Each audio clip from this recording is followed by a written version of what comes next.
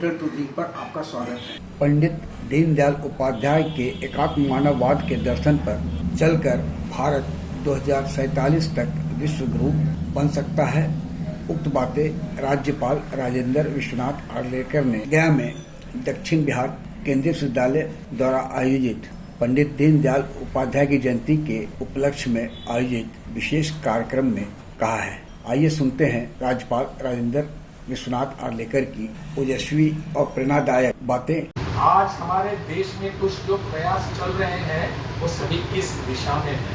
हमारी राष्ट्रीय शिक्षा नीति इस दिशा में बहुत अच्छा प्रयास कर रहे हैं। राष्ट्रीय शिक्षा नीति के कारण समाज में धीरे धीरे जागरूकता आने लगेगी और भी आएगी, क्योंकि शिक्षा तो हमारे समाज का आईना होता है। शिक्षा तो हमारे समाज की रीढ़ होती है।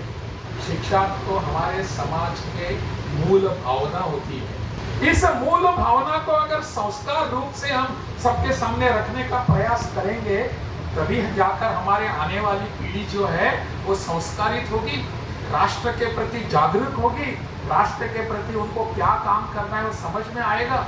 मुझे लगता है यह होने की आवश्यकता है। यह जब एकात्मता निर्माण हो जाएगी हम सबके बीच में, तब पता चलेगा हमको, तब हमको आनंद होगा, तब हमको दुख होगा कि और कहाँ कुछ होता है। तो हम सबको आनंद हुआ, हम सब ने प्रतीत किया ना कि सुधांशु वहाँ श्रीहरिकोटा में जाकर वहाँ कुछ कार्य योगदान दे रहा है और चंद्रयान 3 वहाँ जाकर चंद्र पर जाकर उतर रहा है और उसमें अपने सुधांशु का यहाँ योगदान है। हम सबको आनंद हुआ। हमारी आत्मा, हमारी चित्ती जागरूक होने का यह उदाहरण है। मुझे लगता है यह जागरूकता धीरे धीरे हमारे बीच में आने लगी है। भारतीय शिक्षा नीति आज की जो है वो शिक्षा नीति पहले वाली शिक्षा नीति से हटके है। मैं हमेशा कहता हूँ कि पहले वाली शिक्षा नीति जो थी वो तो एक कुछ हमको कॉलोनाइज करने वाली नीति थी। हमको क्या था, हमको यहाँ से स्लेव्स, गुलाम बनाकर छोड़ना चाहते थे और हम बने भी। आज मुझे अपने कुलपति साहब बता रहे थे कि यहाँ एग्रीकल्चर का हम यहाँ कोर्स शुरू कर दिया, बीएससी एग्रीकल्चर है, और उन्होंने बताया भी 60 सीट है, लगभग 4000 से ज्यादा एप्लीकेशन।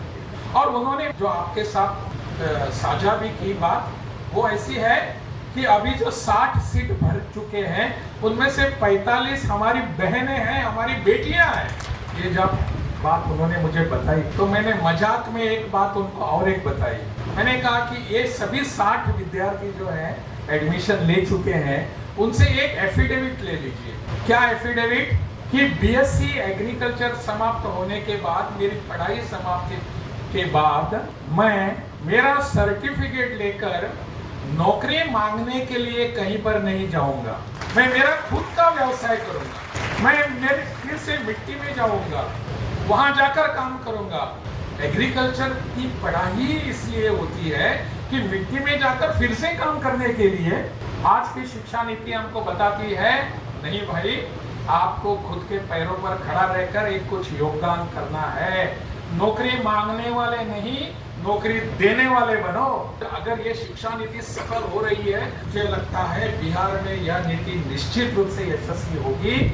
अब जाकर हम सबको लगेगा, पंडित दीनदयाल उपाध्याय चाहते थे कि 2047 का जो भारत है वो क्या होगा, इसका भविष्य बताने के लिए कोई किसी ज्योतिषी की आवश्यकता नहीं पड़ेगी। हम हैं समर्थ ज्योतिषी, हमारा भविष्य बनाने वाले, लिखने वाले हम हैं। यही भावना हमारे युवा पीढ़ी में आने की आवश्यकता है। हमारे विश्वविद्यालयों का काम यही है अभी कि हमारे सभी युवा, हमारे जवान, हमारे छात्र और ये जो सभी युवा पीढ़ी है उनमें एक विश्वास पैदा करने की आवश्यकता है कि मैं इसके लिए काम करने वाला हूँ, मैं करने वाला हूँ। आज अगर हम सोचने लगेंगे तो 2047 तक भारत निश्चित रूप से, मैं फिर एक बार कहता हूँ, इसके लिए कोई ज्योतिषी की आवश्यकता नहीं है जो कुंडली लगाकर देखेंगे और कहेंगे हमको, हमारी कुंडली हम ही बनाने वाले हैं। निश्चित रूप से हमारा देश सर्वोच्च पद पर। आग्रह है कि इस वीडियो के लिंक को लाइक, शेयर, सब्सक्राइब अवश्य करें। धन्यवाद, नमस्कार।